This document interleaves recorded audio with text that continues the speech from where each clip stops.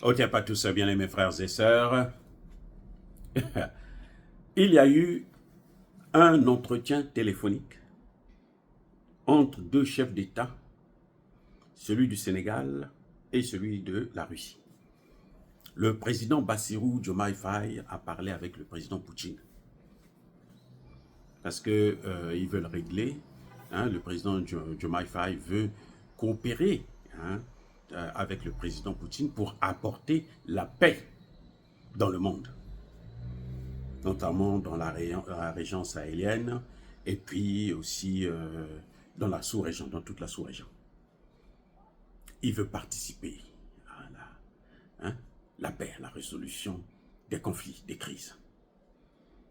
Maintenant, quand on lit le communiqué de la présidence sénégalaise, en fait, le président Bassirou demande de l'aide à Poutine pour préserver la zone CEDEAO, la paix dans la zone CEDEAO. Oui. Bon, ma question c'est de savoir, est-ce qu'il y a la guerre dans la zone CEDEAO? Oh, peut-être quelques terreaux en Côte d'Ivoire, au Togo, Bénin, peut-être, oui. Mais sinon, en tout cas, au Ghana aussi, en tout cas, au Niger, au Nigeria plutôt, oui. Mais le Nigeria, ça fait depuis très longtemps. Et puis, le problème, le cas du Nigeria, il est résolu avec la sous-région du Cameroun, du lac Tchad. C'est-à-dire le Cameroun, le Tchad, le Niger et le Nigeria. Donc, de quel CEDEAO parle-t-il? Et puis, quand il veut coopérer avec Poutine pour la paix au sein de la zone CEDEAO, il y a quel accord entre la CEDEAO et la Russie, la Fédération de Russie? Parce que je sache, la CEDEAO a plutôt des accords, peut-être non écrits, avec l'OTAN, puisque les réunions de la CEDEAO, vous avez d'abord plus d'OTANiens que des Africains. Donc, de quoi parle le président Bassirou? C'est-à-dire que depuis hier, je suis en train de réfléchir, je me pose la question de savoir, mais attendez, le président Bassirou parle là, de quoi il parle? Qu'est-ce qu'il a? Qu'est-ce qui lui arrive? Parce que vous voulez coopérer avec quelqu'un, mais vous coopérez sur la base des accords.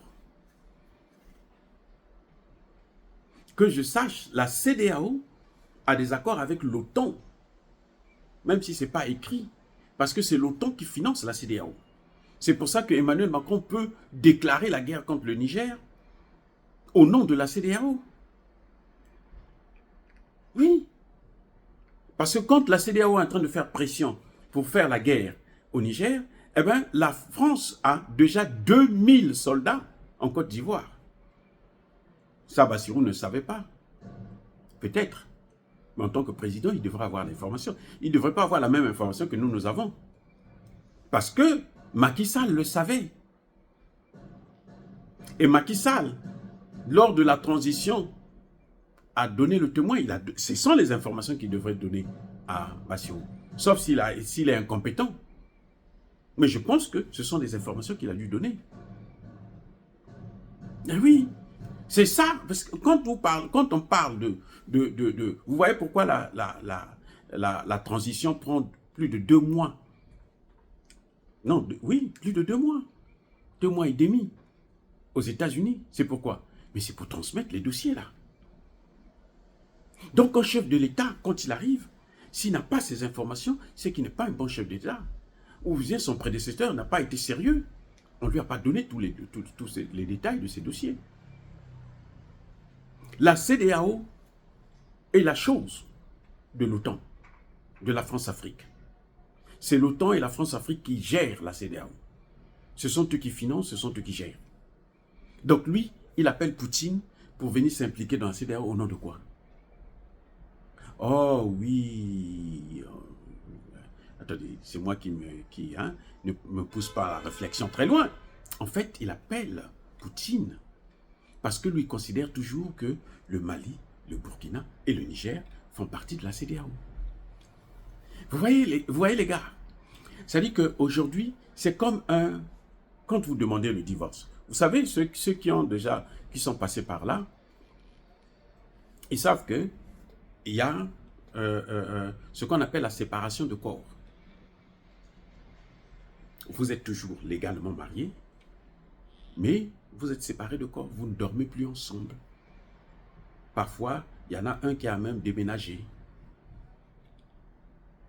Vous voyez, c'est une étape du divorce, la séparation de corps. C'est une étape du divorce. Ce n'est pas le divorce, mais c'est une étape du divorce. Ça veut dire que vous êtes dans le processus du divorce et vous avancez vers le divorce. C'est le cas de la CEDEAO et l'AES. Ils sont dans une étape de transition, dans une étape où ils sont séparés de corps. L'AES a déjà créé une confédération, elle est en train d'aller vers la fédération.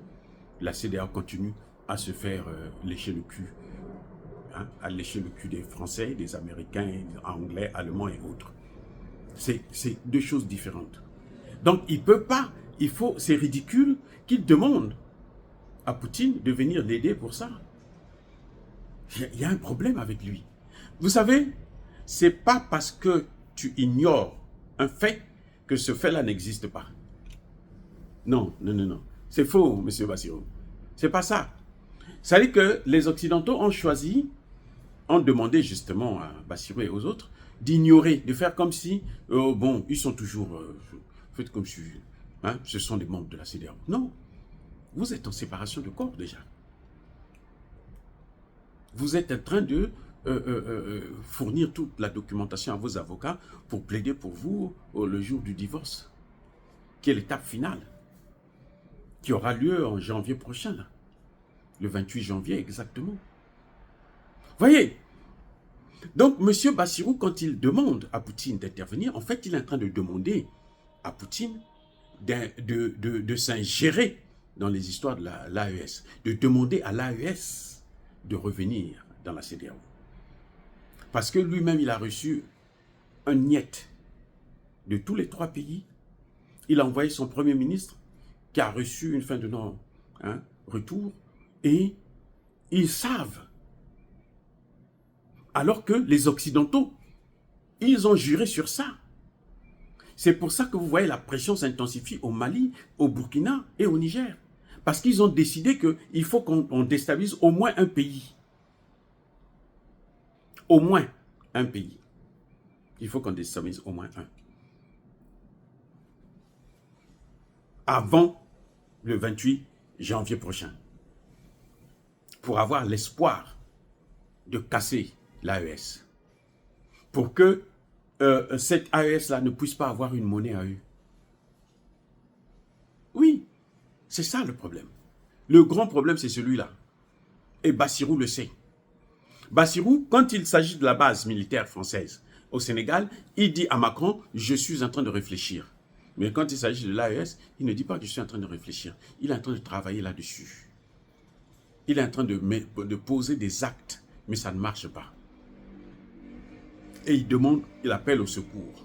Donc, en fait, quand vous regardez bien, l'appel de Bassirou, ce n'était pas un appel neutre pour le Sénégal, non. C'était pour l'AES. Mais quand il appelle Poutine pour parler de l'AES, ça veut dire quoi? Ça veut dire que ce n'est pas intentionnel. C'est la France qui lui a demandé d'appeler Poutine. Parce que Poutine ne veut plus parler à ces gens-là. Poutine est fâché contre eux. Ils sont fous éperdument d'eux parce qu'ils ne lui font pas peur d'ailleurs. Il l'a prouvé il y a 2 jours de cela. Donc, M. Bassirou, je crois qu'il faudrait que vous soyez un peu sérieux. Un peu, juste un peu. Pas beaucoup. Ne soyez pas trop ridicule comme ça à vous laissez manipuler par un vulgaire petit président comme Emmanuel Macron. Si vous croyez que la France a encore quelque chose à apporter aux pays africains, vous vous trompez, M. Bassirou. La France n'a plus rien à vous apporter. La France, quand elle part, même aux réunions là, du G7, G20, l'OTAN, quand la France parle, elle part avec le nom de l'Afrique. Elle va là-bas pour demander comment on peut faire. Il faut qu'on recolonise l'Afrique. Il faut qu'on reprenne l'Afrique.